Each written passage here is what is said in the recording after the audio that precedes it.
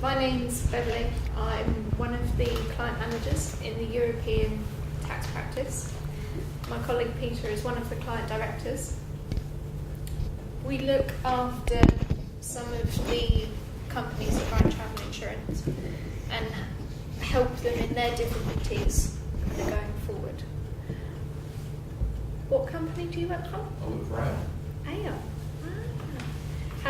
Do you have any travel-related policies, or are you looking to write them? No, I mean, my role, a very small part of my role, is to assist on sort of general insurance premium tax issues. Yeah. And actually corporate tax and pretty much everything that comes along. Oh, wow. It's a very small part. And therefore, I came along to sort of, travel comes up every now and then, particularly in relation to captives. So I thought it would be useful just to see that. And also, certainly in the UK, it has this, or can have this additional RBT rate fund, which I thought would be interesting to hear exactly how that works. We'll have a look at the UK, won't we? Yeah. Please feel free to interrupt us. We're quite a small group, so we'll just answer questions as we go along.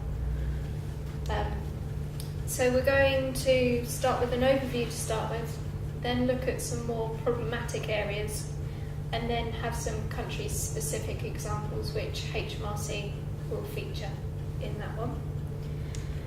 So, as a product, you're probably aware, travel insurance can contain lots of different things. So, cancellation, delayed or missed departure, curtailment of travel or of the use of accommodation arranged in connection with travel, loss or delayed arrival of luggage, or personal injury and illness. Now, across the EU, these different elements, if you took them all separately, would all be taxed, probably at different rates. So you're looking at a broad spectrum of insurance here, all coming under one umbrella. Yeah, broadly those headings show you the different classes of business that might be covered. Injury and illness might be class 1 and 2, but basically I suppose there's 5 or 6 different classes you'd typically see in a travel policy. So it's not like other policies of insurance, and the problem is that some of the classes are taxed at different rates in different countries. So you may well have a kind of combined rate. It's sometimes difficult to work out exactly what is going on, but we'll come to that in a minute. So then we're going to look at location of risk. So the location of risk will change depending on the duration of the policy. If the duration is 4 months or less, the location of risk is determined about where the policy holder took out the policy. If it's over 4 months, you're looking at the location of risk changing to the habitual residence. Good question. Can I ask where those definitions came from? Are they enshrined in law somewhere? Second EU non-life directive. That was modified by the third EU non-life directive, but these rules weren't changed, so they come from the second directive. And they do apply EU-wide. There's very little in premium taxes that applies EU-wide, but the idea is locational risk rules should be common so that 2 member states don't tax the same risk, or vice versa, neither taxes the same risk. So it's trying basically to work out which member state is entitled to the tax. Why there is a complication and this distinction between 4 months and more than 4 months, I've no idea. I don't know the history behind it at all, I'm afraid. It does complicate things tremendously, and it's the only type of insurance that we have this difference for, these 2 location of risk rules. Outside Europe, the rules may well be different, and particularly in Switzerland, they only have the second rule, and you have habitual residence. And in fact, that applies for property insurance as well. They don't go on where the property is located, they go on policyholder residence in Switzerland. Does that answer your question? So this is just EU. So then we're going to look at apportionment. So apportionment between a travel policy, as said before, you're looking at a lot of different elements in your policy, all taxed at different rates. So if you look at Italy, for example, and you have sickness or liability, legal expenses, all in one policy, you could potentially be paying at a higher rate of 21.25 when your sickness part could also have more of a proportion of your policy. So in some countries, they don't really pay much attention to how your policy is split and just use the predominant supply. So if it's mostly general liability, the higher rate of 21, if we use Italy again as an example, 21.25 plus your 1% concept. Whereas others use the hybrid rate, so they apportion their premium based on the premium relating to all the different classes within your travel related policy. The apportionment rules vary across the whole of the EU, and in our experience, it's not one rule for one does not necessarily mean there won't be another rule for someone else. When we look, give you another example, recently there's been an introduction of the Spanish provinces and having provincial IPT returns. So how would you apportion your policy against all the different regions if you don't have the location of risk or the insured address? If there are some clients that use the population size to apportion their premium, and there are others that can drill down to the very, very, very intricate detail of where your policy is. So if it's Navarra, they'll pay Navarran IPT. If you collect the policyholder address, then that's probably the best way to do it. The provinces have slightly different location of risk rules, and they tend to only use the second one, the habitual residence, which is probably a good idea. It'd be good if the fourth EU non-life directive covered this and said we'll change the location of risk for travel, because working out where a policyholder is at the time they take out the policy is very, very difficult indeed, particularly if they're taking it out online, obviously. So it would be better if the location of risk was always the policyholder address, which is the general rule. So all they need to do in the EU law is to take out these rules and say it goes down to the general rule. Sorry. Where you apportion, are you suggesting there that you just apportion the policy for the elements and you come on a rate, or are you suggesting in some countries you would actually agree with the authority that this particular hybrid rate is applicable to this policy which has these elements, rather than on an ad hoc basis? Yeah, you can go to each tax authority and say that you wanted a specific rate that was for your company, to say this is the rate you should apply on your travel. Yeah. And they may ask for background of that, but normally, if in our experience, if it's justifiable and reasonable, then it will be confirmed. Yeah, I mean, we even went to the Italian tax authorities for one client, and I think the rate we're using is 14.67% or something like that. Mm-hmm. They didn't even query it. Amazing. I mean, that's not a rate in their legislation. They've got quite a few different rates, but when you put all the different risks together, and we have done it on the basis of sums insured for the various risks and on the basis of claims costs, claims experience. And actually, fortunately, it came out the same. So we were all ready with our backup, but they never actually queried how we got to the percentage. So they do expect this to be happening in practice. Some member states take the view that you don't apportion, so you just use the predominant supply basis. Whatever is the main risk that's covered under the policy, that is the rate of tax that you apply to the whole premium. It's not 100% sure which countries do what, actually.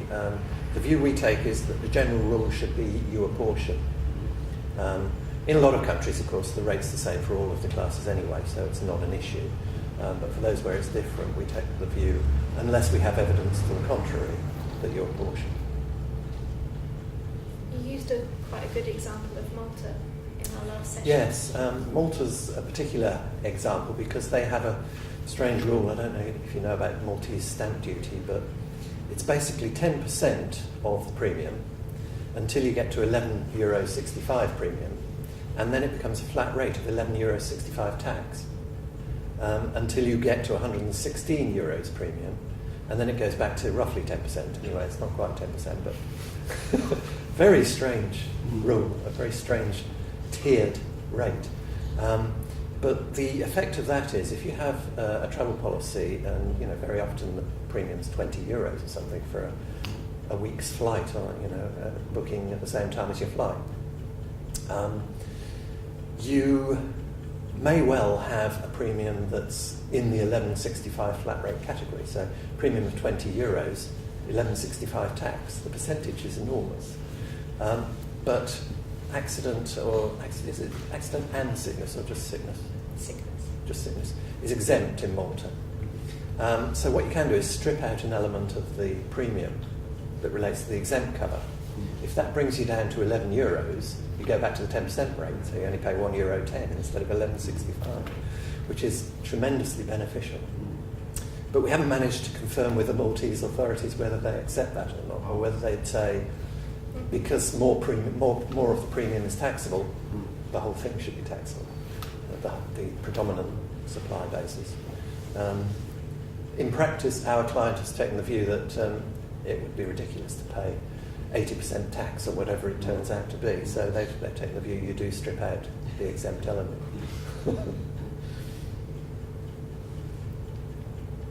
And then another area, tax points.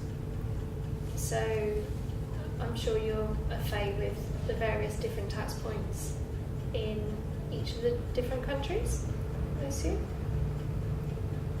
Looking blank. There's nothing different really as regards tax points from any other insurance policy, but it can cause you problems from time to time. Some countries go on inception date, don't they? Some countries go on inception, some go on the cash received. So when you're looking at when you receive the cash, in some countries that's due then to be paid. So this isn't specifically for travel insurance. You can apply this rule to general liability, property, casualty, across the various different classes.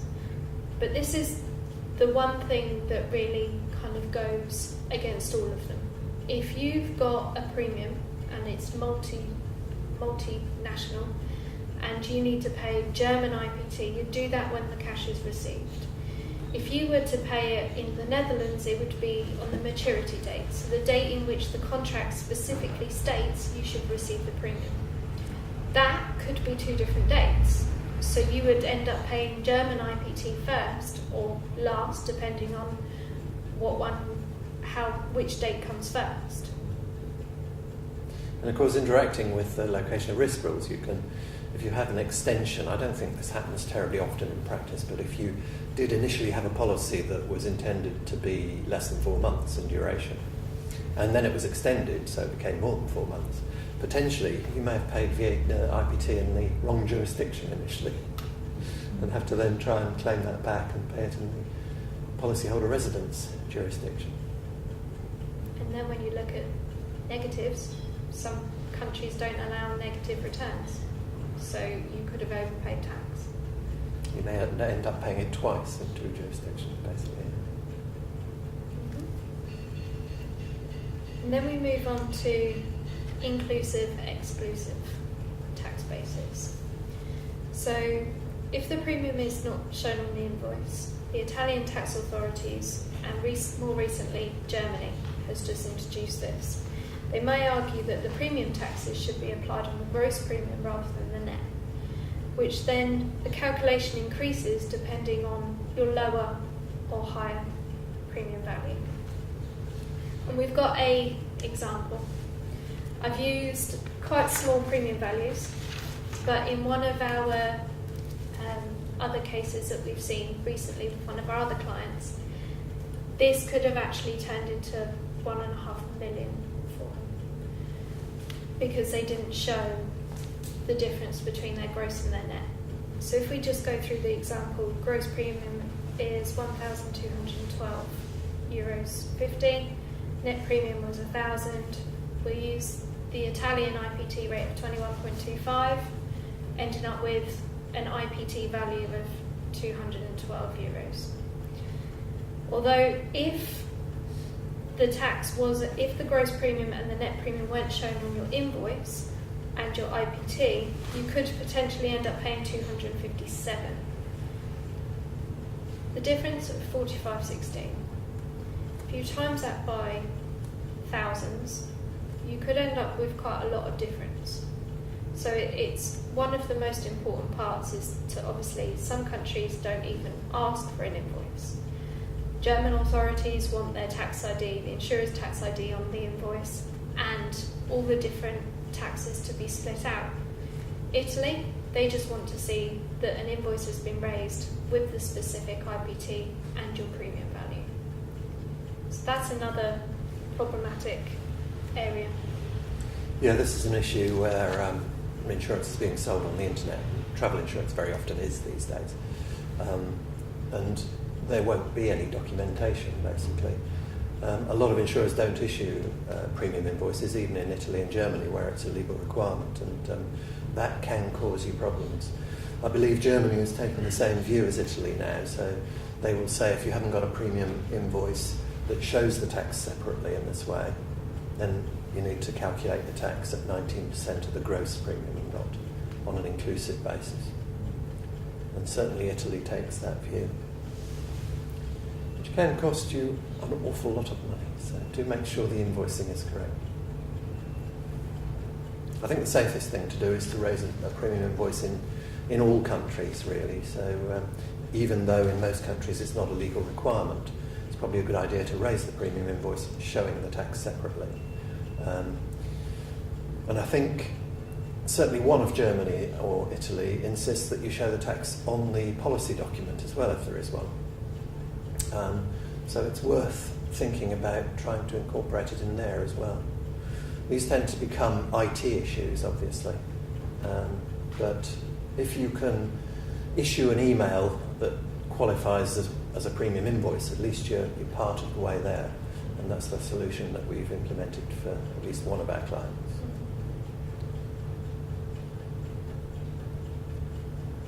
Any questions? Clarification, I presume that this issue doesn't just apply to travel insurance, it applies to all travel. Yeah, true. Yeah. And then we go on to much more of a specific example for HMRC and travel insurance. Yeah. Historically, the higher rate was introduced because of value shifting in the car leasing or car rental, daily rental business, where because insurance is exempt from VAT, and the car leasing is taxable for VAT, car rental companies were saying, well, we'll rent you the car for £1 a day and we'll charge you £20 of insurance. That's what's called value shifting. So the VAT is only 20p on the car rental and not on the £21 that's charged. The insurance obviously at that time was subject to standard rate IPT, which was probably 4 or 5% at the time, because this goes back a fair number of years. But what HMRC did was they said, well, what we'll do, we'll have a higher rate of IPT, which applies to the insurance element of certain types of cover, including insurance with car hire, of course. And the higher rate was equivalent to the VAT rate. So I think it was 15% at the time they introduced it, but of course the higher rate's also being tried 17.5 when VAT was 17.5, and now 20%. One of the other covers that they made subject to the higher rate when they first introduced it was travel insurance. But it was only travel insurance provided by someone who was also providing the travel, so a travel agent or a tour operator. And if an insurance company provided an annual policy, for example, separately from any travel, that was subject to the standard rate, which is now 6%. Back in the late 90s, the travel industry got a bit upset about this because they said, well, these insurance companies can offer this travel cover and they only pay 6% IPT and not 20% or 5%, 17.5%, I think it was at the time. So what HMRC did was to say, well, yes, that's not very fair, we'd better do something about that. So they introduced the higher rate on all travel insurance at that point. So now we have 20% IPT on any travel risks in the UK, if the location of risk is UK. I've got actually the legislation here, which is useful to look at in this context. This is from Finance Act of 1994. Yeah. And at the bottom of the page there, paragraph 4.5, in this paragraph, person travelling includes a person intending to travel. That's quite important because it's possible with travel risks that you may lose your baggage or it's cancellation of the flight or whatever. So you're intending to travel, it doesn't actually happen. And travel risks, this is the important thing, because in UK law we don't have rates of IPT applying to particular classes of insurance. There's no reference to any class of insurance in the IPT legislation in the UK, unlike some other countries. So what we have is a definition of what is a travel risk, and that is a risk associated with or related to travel or intended travel outside the UK, or by air within the UK, or a UK leg of one of those two, or which involves absence from home of at least one night. So going to a hotel in the UK can be travel, and if you're covered for cancellation, whatever it is, then that's travel insurance, subject to the higher rate. All risks to which a person travelling may be exposed during or at any place at which he may be in the course of such travel. So basically any other risks if you're travelling.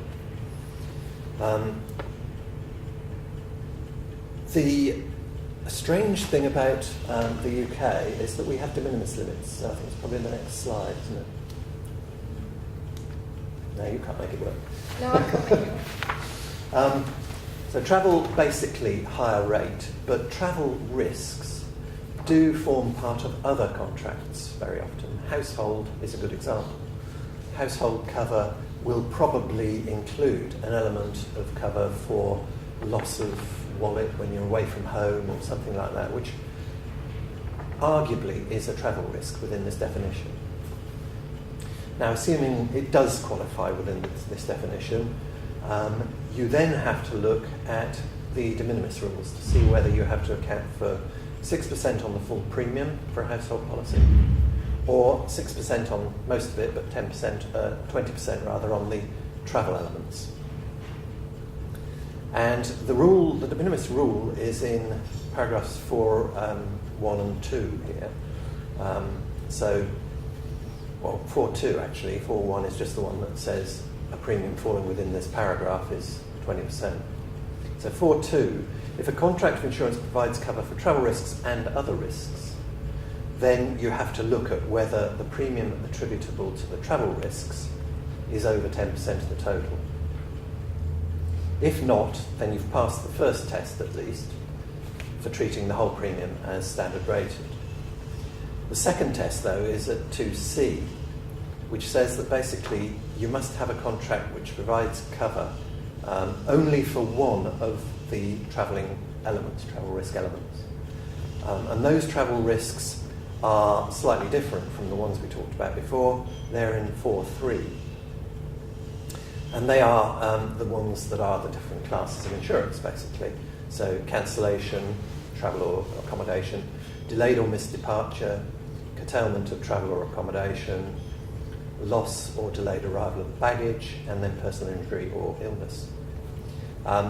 So if your household policy includes only one of those elements, then you're eligible to look at the de minimis limit. And if the premium that covers that element is under 10% of the total, you can account for 6% IPT on the whole premium. If it's over 10%, then you have to count for 6% on whatever is less than, whatever the general premium is, and 20% on the travel element. Excuse me. So I've got one client who provides accident and sickness cover, but not in the context of travel. It's just general cover. HMRC in the UK have accepted that is subject to the standard rate, 6%. But then they also have some bolt-on elements for travel. So you can be covered for accident and sickness when you're travelling as well. And that is a standard premium applied to each policy. Now, the policies for the non-travel accident and sickness vary. So you can have an enhanced level of cover, pay more premium. For the lower levels, the travel element exceeds 10%, so they have to apportion and account for 20% on some of the premium. For the higher levels, the standard rated element, excuse my voice, it's never going to last the day, is it? The standard element is more than 90% of the total, and therefore they can use the de minimis rule and just account for 6% on the total premium. So it does get very confused and very complicated in some cases. And this is slightly different from the other UK de minimis limit, which is if you have a policy that has an exempt risk, exempt from all premium taxes, as long as the taxable element in that policy is less than 10%, you don't have to account for any premium tax at all. It's a slightly different de minimis rule. Have you come across this travel de minimis rule in the past in practice? Yes. And the other mentioned as well. And do you apply it? Do you find any difficulty? I seem to remember thinking back, we have tried to apply it, yes. We're probably going to start doing more travel now as well, and just become clear. Right. In the past, it's not been a very big element. I think we have had certain policies, but it's been that sort of element. I think we found generally being okay. One thing that's interesting me, just what you said down here is when you talk about free travel insurance. So, okay, if your travel insurance is free, then how can you have any IPT to pay? Well, you may have a deemed premium because in this world nothing's ever free, unfortunately. Right. You might call it free, Yeah. but it's probably included with something else. Mm-hmm. So, for example, the banks very often offer an annual travel policy with your bank account. In that case, HMRC have argued, and not really very successfully, and they haven't taken anything to court yet, but they have argued that part of the charge for the bank account is a premium for the insurance, and therefore there should be insurance premium tax. They don't seem to have really taken that point to its extremes in the past, but there is still a danger that they will take a case on that at some stage. I mean, I suppose that with bank accounts, the problem is that very often you don't get any charges for the bank account at all. You just have a condition that you have to keep so much money in the bank account. Unfortunately, there's been a case recently which has said that there is a deemed supply when you keep so much money in a bank account, and therefore potentially there's VAT, or at least an exempt supply, and therefore VAT restriction. So that may cause HMRC, having won that case, to move on to look at this again for bank accounts. Yeah, I hadn't heard that. I was just wondering whether they do actually try to argue that there must be some value attributed to the free travel insurance. Yeah, and that's what they have done in the past, but as I say, they've had difficulties with that argument, and I'm not 100% sure what the difficulties were because they weren't my clients. This is hearsay. But in your area, I suppose you're a bit more like my client, where you're offering sickness policies with an element of travel cover included sometimes. Is that right? Yes. Yeah. Yes, that's what we've traditionally had. As I say, now we're going to start, I think, to somewhat look at travel insurance. Yeah. Yeah. You need to get the underwriters to value the premiums, I think, for the travel insurance so that you can apply these de minimis rules. As I say, we had a standard premium in this particular example with another client for the travel cover, and then the premium for the sickness element was different depending on what level of cover you wanted. The same may be true in your case, I guess. So you need to look very carefully at whether you're over the 10% or not. And of course the first rule, although it's set out second rather than first, the first rule to look at really is whether you only have one of those elements. If you have two, then you're caught anyway, and you have to apportion.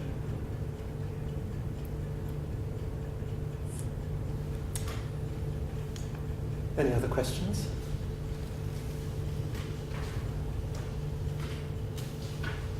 Do you have anything to add that we've not covered?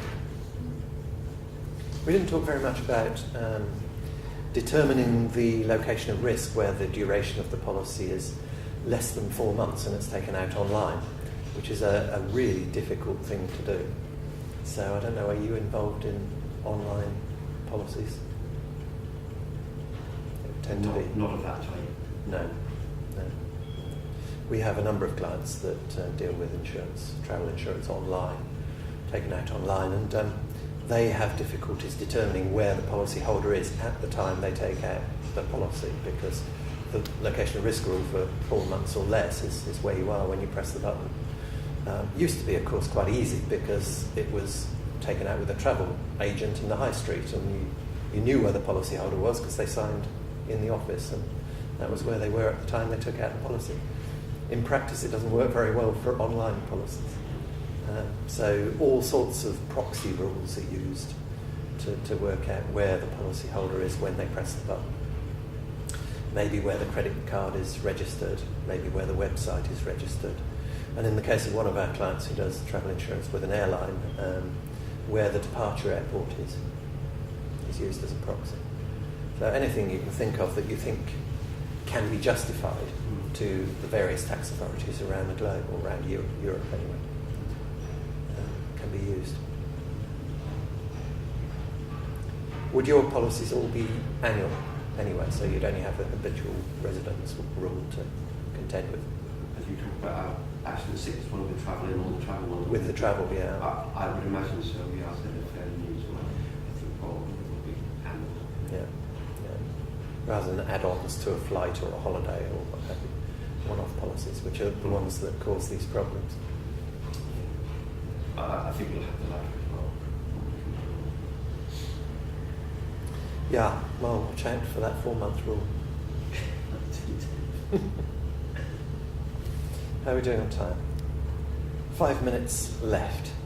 If there's no other questions, could be time to break for another drink.